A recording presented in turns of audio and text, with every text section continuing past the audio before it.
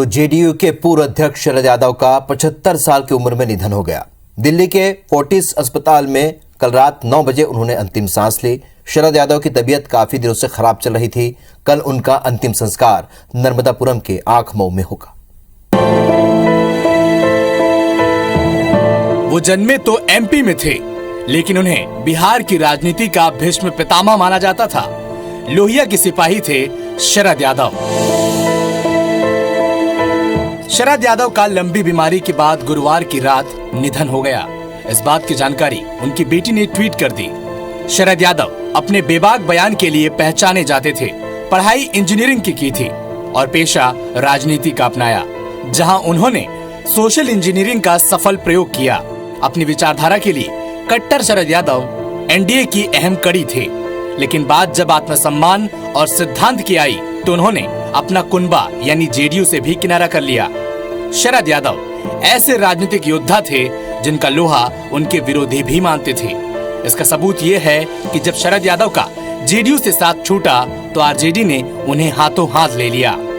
यहाँ याद रखना जरूरी है कि कभी लालू यादव को उनके राजनीति के सफलतम दौर में शरद यादव ने डंके की चोट पर हराया था। कुल मिलाकर समाजवाद की राजनीति की सुहानी ऋतु शरद का अंत हो गया है। Bureau report IBC 24। तो शरद यादव को मंगोड़े बहुत पसंद थे। जबलपुर के फुहारा इलाके में मंगोड़ों की दुकान चलाने वाले देवा मंगोड़े वाले की शरद यादव से दोस्ती जग जाहिर है। छात्र राजनीति से अपनी सफर की शुरुआत करने वाले शरद यादव का संस्कारधानी जबलपुर से गहरा नाता रहा है। जबलपुर के मालवीय चौक में उनका रोज दरबार सजता था, जहां बड़ी तादाद में छात्रों और स्थानीय नेताओं और व्यापारियों के साथ उनकी राजनीतिक मसलों पर चर्चाएं हुआ करती थी।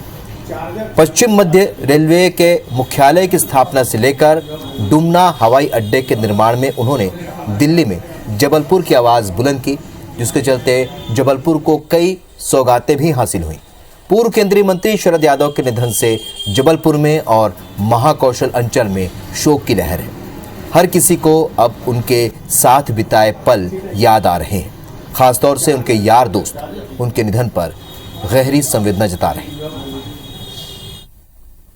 जो मंगोड़ों का स्वाद था तो वो आज भी, कुछ ही दिनों पहले तब उनके पीए का मेरे पास फ़ोन आया तो वो पूछ रहे थे कि भाई दुकान कैसी चल रही है, कैसी नहीं चल रही है।